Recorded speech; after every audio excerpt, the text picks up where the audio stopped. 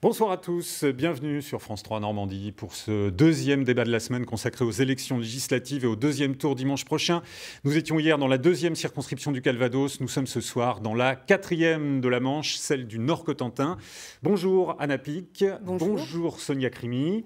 Madame Pic, vous êtes arrivée en tête du premier tour dimanche dernier avec 31,6% des suffrages, vous êtes sous l'étiquette NUP-PS.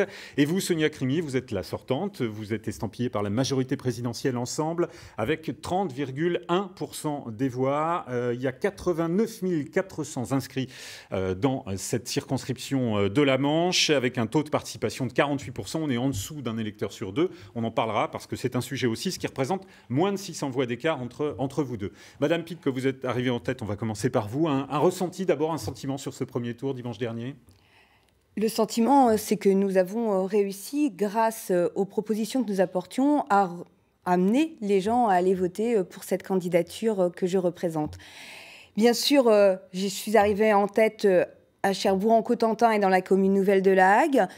Nous avons à retravailler un certain nombre d'éléments.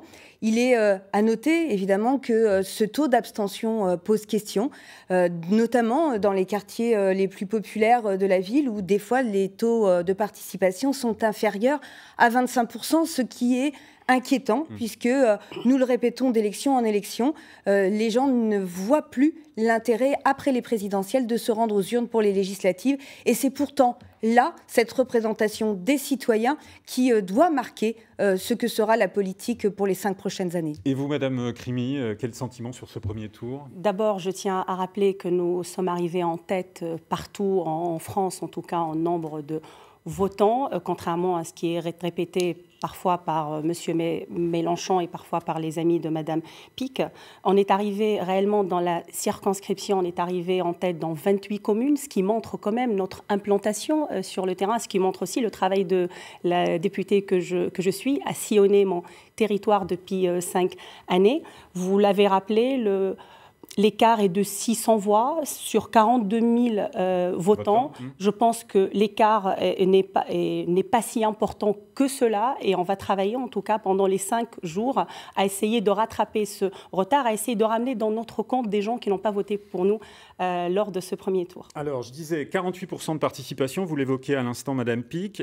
On était à 1,5 point, pratiquement, on était à 49,5 il y a 5 ans pour le premier tour, mais surtout on était à 35,5 de participation au deuxième tour il y a 5 ans, ce qui ça est encore plus inquiétant. Comment est-ce qu'on mobilise, comment est-ce qu'on va chercher les électeurs qui n'ont pas voté au premier tour?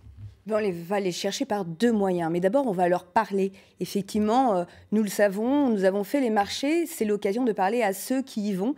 Mais il faut aller vers ceux qui ne se déplacent pas et qui ne se sentent pas toujours concernés. Et il faut leur parler des sujets qui les concernent. Ce qui les concerne, c'est quoi? C'est évidemment leurs revenus, c'est évidemment le pouvoir d'achat, c'est évidemment leur vie de travailleur aussi. Donc il faut aller les chercher, il faut aller leur dire que leur voix, et c'est bien la seule fois dans notre société assez inégalitaire, où leur voix, qu'ils soient pauvres ou riches, vaut exactement la même chose, et que donc toutes leurs voix doivent compter. Comment on va mobiliser, Madame Crimi? On mobilise d'abord parce que j'ai été présente sur les 5 dernières années, parce que j'ai un bilan aussi à défendre. Donc quand on parle d'école, des doublements des classes, de l'augmentation des salaires des entrants, en tout cas des professeurs, quand on parle de l'allocation adulte handicapé, ça c'est leur vie qui a augmenté, du minimum vieillesse qui a augmenté. Quand on parle de reste à charge zéro, moi par exemple samedi dernier, j'ai rencontré un monsieur qui m'avait dit « je n'ai jamais voté pour vous, j'ai des prothèses auditives qui me coûtaient 3 200 € avec ma petite retraite, aujourd'hui je vais voter pour vous parce que vous avez tenu parole sur le reste à charge à zéro ». Voilà, c'est de leur parler réellement de leur quotidien et dire qu'on va aller encore plus loin en termes de plein emploi, en termes d'apprentissage. Ça parle aussi énormément au lycée professionnel, ce que nous avons fait sur l'apprentissage. Quand on est arrivé au pouvoir, on était à 280 000 apprentis par an. Aujourd'hui, on est à 740 000. On vise le 1 million. C'est exactement ce que je fais sur les terrains. Parler de mes 5 années, parce que je n'ai pas honte aujourd'hui à défendre ce que nous avons fait, mais aller encore plus loin au niveau de l'écologie, de la santé, de l'éducation et l'écologie et tous les sujets qui les intéressent dans leur quotidien. Alors, il y a des sujets qui sont énormes, on va dire, dans le Nord-Cotentin, notamment le nucléaire. Il y a du nouveau aujourd'hui sur l'EPR, avec EDF qui organise une conférence de presse aujourd'hui dont nous reparlerons dans les journaux à venir. Comment est-ce qu'on arrive à gérer le nucléaire dans le Nord-Cotentin? C'est un terrain de discorde, y compris au niveau à l'intérieur de la NUP. Comment est-ce qu'on gère ça, Madame Pic? Alors, je crois que ce dont il faut parler, il faut ne pas simplifier le débat. Ça fait trop longtemps que nous ne prenons pas de décision parce que nous continuons à nous battre sur pour ou contre le nucléaire. La question ne se pose pas. Aujourd'hui, nous avons une urgence, une véritable urgence. Nous avons 3 ans pour prendre les décisions qui s'imposent en termes de transition énergétique pour répondre aux enjeux qui nous sont présentés par le GIEC. Donc, dans ces 3 années, que faut-il que nous fassions? Il nous faut décarboner notre mix énergétique. Et c'est la priorité. Je le dis, nous n'allons pas fermer Flamanville. Nous n'allons pas arrêter demain matin le nucléaire. Ce qu'il faut, par contre, c'est massivement investir sur les technologies du renouvelable qui existent, mais qui ne sortent pas. Nous faisons des appels d'offres et nous n'avons toujours pas une éolienne qui tourne, et nous avons besoin de ces énergies. Pas seulement celle-là. L'énergie, concrètement, les énergies nouvelles renouvelables, aujourd'hui, Cherbourg en Cotentin est bien placé pour le savoir, c'est plus 1500 emplois. Et ça n'a pas enlevé d'emplois dans le secteur nucléaire. Donc, nous avons besoin, effectivement, d'avoir cette base nucléaire pour décarboner notre énergie et d'aller plus loin sur la biomasse, sur l'éolien offshore, sur l'éolien terrestre, sur l'hydrogène qui est peut-être aussi une des solutions. L'hydrogène vert, il va falloir qu'on y pense. Donc nous avons des investissements massifs à faire pour sortir des énergies fossiles. Alors disons-le, et nous le savons qu'il y a effectivement un point de divergence sur les modalités. Ça a coûté le soutien de quelqu'un qui est très important dans cette circonscription, c'est Bernard Cazeneuve, qui a choisi de quitter le navire. Je ne crois pas que ça soit le sujet et que nous aurons, avec Bernard Cazeneuve, l'occasion d'en reparler. Et je crois qu'il est capable de tout à fait, et que je sais, parce qu'il est fidèle à ses valeurs, qu'il sait sur quoi repose mon engagement. Je suis socialiste. Et dans ces projets que nous avons écrits, dans ces 650 propositions, il y en a 35 sur lesquelles nous disons nos divergences. Et cette divergence sur le nucléaire, ça n'est pas une divergence qui est si profonde que ça, c'est la manière dont nous faisons la transition énergétique. Mais remettons du débat, remettons le Parlement au cœur de ce débat démocratique nécessaire. Et je suis sûre aussi que nous pouvons aller plus loin et donner vraiment les informations sur ce qu'est la transition énergétique et les choix que nous devons faire dans ces 3 prochaines années. Débattons justement, Madame Crimi, entre les 2 tranches nucléaires de Flamanville, le chantier de l'EPR qui a 10 ans de retard, l'usine de retraitement à Orano, à La Hague, je ne vous parle même pas du site de Landra, de stockage, et des sous-marins nucléaires qui sont à Cherbourg. Comment on gère le nucléaire spécifiquement dans le Nord-Cotentin? Alors d'abord, le nucléaire dans le Nord-Cotentin, c'est 13 000 emplois directs aujourd'hui, plus des milliers d'emplois indirects. C'est aussi une stratégie qui a été mise en place par le président de la République à France 2030, c'est-à-dire nous n'avons pas attendu vraiment les propositions de la NUPS et de M. Jean-Luc Mélenchon pour décider qu'il faut mettre 1 milliard d'euros sur l'hydrogène et qu'il faut investir encore dans les énergies renouvelables. On a même voté la loi ASAP qui facilite la mise en place des éoliennes et des éoliennes offshore qui était décriée, qui n'a pas été votée par les amis de la gauche et de la France insoumise à l'Assemblée. En même temps, ils viennent vous voir aujourd'hui pour vous vendre le fait que il faut être plus rapide et plus fort, mais en même temps, ils ne votent pas tous les moyens pour qu'on facilite les installations. Remplacer une centrale, aujourd'hui, c'est des milliers d'éoliennes à mettre en place. Donc comment on arrive, alors qu'en France, aujourd'hui, on n'a même pas réussi à mettre les premières. Aujourd'hui, Agnès Runacher-Pincher, elle a commencé à enlever d'abord tous les barrages de cette mise en place. Les premiers parcs vont voir très, très rapidement le jour.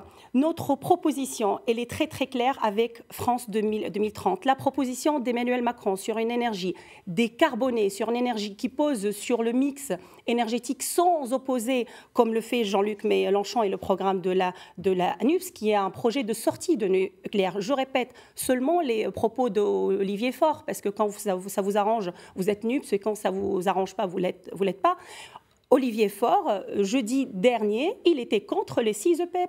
Il était contre la mise en place du nucléaire. Et on sait très bien, être contre la mise en place de ces 6 nouvelles centrales, c'est l'arrêt dans quelques années de notre nucléaire. Alors, deuxième grand sujet dans le Nord-Cotentin, très symboliquement, il y a tout juste 2 semaines, mardi 31 mai, Emmanuel Macron est venu à Cherbourg, à ce qu'on n'appelle plus l'hôpital Pasteur, mais le centre hospitalier du Cotentin. Il vous a d'ailleurs marqué un soutien appuyé, puisque vous l'avez salué. Qu'est-ce qu'on ressort de cette visite présidentielle? Comment, au niveau de la santé, on arrive à sauver les urgences de Pasteur, alors que les urgences de Valognes, par exemple, sont déjà dans le rouge? Oui.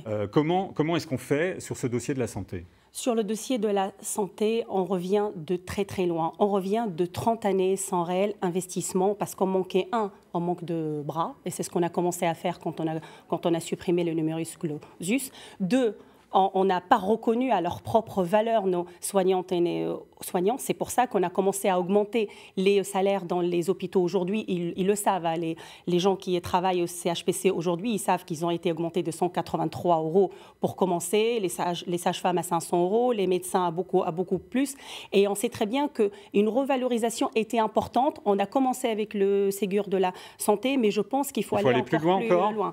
Il y a les équipements aussi, et avec les élus locaux, on a œuvré. J'étais à la tête aussi pour la mise en place de la coronarographie, qui est une de mes fiertés de ces 5 ans passés, parce que l'investissement va nous attirer des nouveaux médecins, mais je pense qu'il faut aller encore plus loin. On a des propositions concrètes après la suppression de numerus clausus. Aujourd'hui, on est enfin à 10 000 étudiants qui sortent, en tout cas docteurs par an. On propose la mise en place et la prise en charge d'une assistante médicale dans la ruralité aujourd'hui pour pousser nos jeunes médecins pour s'installer dans la ruralité. Voilà, on a fait des choses, on a investi, mais on continuera à investir aujourd'hui. Et ce n'est pas juste un problème d'argent, c'est un problème de reconnaissance des travail des soignantes et des soignants. Manque de moyens humains, manque de moyens matériels, c'est aussi votre objectif de développer tout ça? Évidemment, il faut non seulement mieux financer l'hôpital et mieux reconnaître le travail dans le secteur hospitalier, mais pas seulement. Il y a différents leviers qu'il faut actionner pour d'abord rompre avec les déserts médicaux. Parce que évidemment que l'hôpital est en souffrance et que les urgences sont en souffrance lorsque nous avons des difficultés dans l'ensemble du territoire. Alors oui, les élus locaux se mobilisent. Mais les élus locaux n'ont pas le pouvoir qu'a l'État sur ces aspects. Et il nous faut évidemment utiliser tous les leviers. Alors, bien sûr, la levée du numerus clausus, mais c'est dans 10 ans qu'on va former ces médecins, ces jeunes médecins vont sortir. Alors, tout de suite, maintenant, ce que nous pouvons mettre en œuvre très rapidement, c'est sur la dernière année de médecine, sur ces internes-là, autoriser, demander à ce que très simplement, il soit de manière transitoire porté sur des déserts médicaux. Parce qu'évidemment que les urgences se retrouvent encombrées. Une obligation géographique, en fait. Pendant une période transitoire de 3 ans, éventuellement, qui permettrait qu'effectivement, on réponde tout de suite à l'urgence. Et puis, il y a les conditions de travail. Les conditions de travail, c'est bien les salaires. Mais enfin, disons que les points d'indice étant bloqués depuis de nombreuses années, depuis 2009 en quelque sorte. Plus, hein, quand Hollande était au pouvoir. Pardon, excusez-moi, je reconnais aisément que nous n'avons pas fait le travail dans le système de santé publique au moment où Hollande est au pouvoir. Néanmoins, passons à l'avenir aussi. Mesdames, et moi, je veux bien vous êtes à égalité en temps de parole, donc c'est parfait. Il nous reste moins d'1 minute. En 15 secondes, moi député, dans 5 jours, Madame Pic, première mesure, au Palais Bourbon, vous faites quoi? Eh bien, d'abord, je vais me battre contre la retraite à 65 ans. Ça, c'est déjà un enjeu primordial, parce que si nous travaillons pour vivre, il ne faut pas qu'on meure au travail. Et pour une grande partie des classes populaires, c'est ça, la retraite. Merci, Madame Pic. Madame Crimi, moi, députée, vous faites quoi? Vous avez le choix aujourd'hui entre 2 modes de vie, entre 2 manières de voir le monde. La manière qui contraint les gens, qui oblige les gens, qui attaque les riches parce qu'ils sont riches. Et une autre manière, c'est de dire la nuance, l'ouverture. Donc, on va attaquer avec une loi qui est déjà prête sur le pouvoir d'achat. On va indexer directement les retraites sur l'inflation. l'inflation et on travaillera sur les services publics également. Merci Madame Kribi, merci Madame Pic. Bon deuxième tour à toutes les deux dimanche prochain. Demain à 17h45, débat citoyen depuis la place Saint-Sauveur avec Émilie Flao et Florent Turpin qui iront à la rencontre des électeurs. Et dans un instant, c'est le journal sur France 3 Normandie. Bonne soirée à tous.